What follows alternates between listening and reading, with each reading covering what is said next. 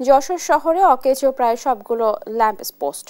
রাত গভীর হওয়ার সঙ্গে সঙ্গে গাঢ় অন্ধকারে অচেনা হয়ে ওঠে গোটা শহর। ফলে বেরিয়ে চলেছে চুরি, ছিনতাই, হত্যা সহ বিভিন্ন অপরাধ। বিস্তারিত জানাতে যশোর থেকে সরাসরি যুক্ত হচ্ছেন সহকর্মী সালাহউদ্দিন সাগর। সালাহউদ্দিন, আপনি আমাদের জানাবেন আসলে এই যে একটা পরিস্থিতির কথা আমি একটু আগেই বলছিলাম, শহরের নিরাপত্তা ব্যবস্থার বিষয়ে কি বলছেন আইন শৃঙ্খলা রক্ষাকারী বাহিনী? ধন্যবাদ স্নেহ আপনাকে। আপনি আসলে যেমনটা বলছিলেন, যশোর শহরটি আসলে সন্ধ্যা হওয়ার সাথে সাথে ঘন গাঢ় অন্ধকারে কিন্তু একেবারে নিমজ্জিত হয়ে যায়। এই শহরে ল্যাম্পপোস্ট আছে সব জায়গাতেই, কিন্তু কোনো ল্যাম্পপোস্ট জ্বলে না। ৮০% ল্যাম্পপোস্টই বলা চলে যে একেবারে বন্ধ হয়ে আছে। এই ল্যাম্পপোস্টগুলো দেখার জন্য জনবল নিয়োগ করা আছে, তাদের প্রতিদিনই তারা ডিউটি করছেন, কিন্তু আসলে কার্যত যে মাঠ পর্যায়ে তদারকি করা বা দেখভাল করা, এই কারণে কিন্তু আসলে যশোর শহরটি অন্ধকার হয়ে থাকে। সবচেয়ে উদ্বেগজনক হারে এই অন্ধকারাচ্ছন্ন থাকার ফলে কিন্তু মাদক সন্ত্রাসের মতো চুরি, ছিনতাই, এ ধরনের ঘটনা, ইভেন হত্যার মতো ঘটনাও কিন্তু ঘটছে।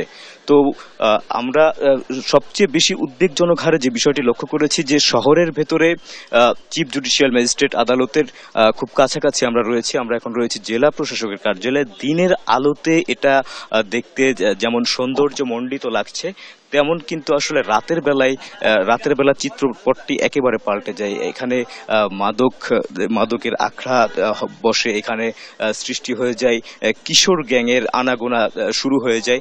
আমরা অতি সম্প্রতি দেখেছি যে আমাদের যশোরে একজন সাংবাদিক পুত্র, তাকে কিন্তু আসলে ছুরিকাঘাত করা হয়েছে এই কোর্ট পার্ক ডিসির অফিসের পেছন পাশটাতেই। তো আমি এই পর্যায়ে একজন স্থানীয় নাগরিকের সাথে কথা বলতে চাই। আপনি একটু জানাবেন যে আসলে যশোর শহরে এই যে অন্ধকারাচ্ছন্ন অবস্থা, এটা কতদিন ধরে চলছে আর কি কি সমস্যা হচ্ছে? ধন্যবাদ দেশ টেলিভিশনকে। আসলে যশোর শহরটা সন্ধ্যার পরে চলাচলের একদম অনুপযোগী হয়ে গেছে। আপনার টোটাল যে যশোর শহরে যে ল্যাম্পপোস্ট গুলো ছিল, একদম কোনো পোস্ট সামান্য দেখা যায়, দুই একটা ল্যাম্পপোস্ট হয়তো কাজ করতে পারে, আর টোটাল সব নষ্ট হয়ে গেছে। হ্যাঁ, এখানে আপনি গুরুত্বপূর্ণ যে মূল পয়েন্টগুলো ছিল, আপনি শহরের বাইরের কথা তো বাদই দিলাম, শহরের বাইরে পুরো একই অবস্থা। শহরের ভিতরটার একদম প্রপারলি কথা যদি বলি, আপনার এখানে ধরেন একটা ম্যাজিস্ট্রেট কোর্ট খুব গুরুত্বপূর্ণ জায়গা, সন্ধ্যার পরপরই কিন্তু ওখানে মাদকের আগ্রায় পরিণত হয়। এটা খুবই শহরবাসীর জন্য দুঃখজনক, খুব ন্যাক্কারজনক ঘটনা। আরেকটা জিনিস আপনারা যদি বলি, এই যে আপনার যেখানে ডিসি কোর্ট যেখানে অবস্থান করছি, যেখানে দাঁড়ায় আছি, এখন তো মোটামুটি একটা পরিস্থিতি বা পরিবেশ আছে। সন্ধ্যার পরপরই এখানে ছুরিকাহত হয়। এর ভিতরেও কিন্তু আমাদের এক সাংবাদিক, তার এক বাচ্চারও একই দুর্ঘটনা ঘটেছে। শুধু এরকম না, তার স্বীকারোক্তিমূলক আরো 6 জন, হ্যাঁ, এরকম ছুরিকাঘাতের ঘটনা ঘটেছে। এখন তারপরে খাদ্য গুদাম, যেটা একটা খুব গুরুত্বপূর্ণ একটা মূল পয়েন্ট, ওখানে সন্ধ্যার পরে কিন্তু আপনার লাইট জ্বালায়, মানে আপনার টর্চ লাইট যেটা আপনি বলেন, ওই যদি না, তাহলে। ধন্যবাদ আপনাকে। আপনি নগর সমস্যা নিয়ে কথা বলছিলেন। আসলে তিনি যেমনটা বলছিলেন যে যশোরের খাদ্য গোদামের মতো একটা গুরুত্বপূর্ণ জায়গাও কিন্তু অনিরাপদ হয়ে গেছে, সেখানেও ল্যাম্পপোস্ট না থাকার কারণে।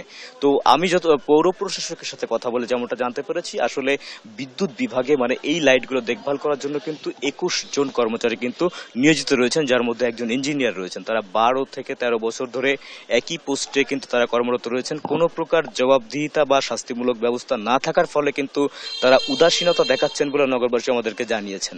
তো পৌর প্রশাসক জানিয়েছেন যে সমস্যা সমাধানে তিনি দ্রুতই উদ্যোগ গ্রহণ করবেন। তো এই ছিল আমার কাছে যশোরের সর্বশেষ। স্নেহা।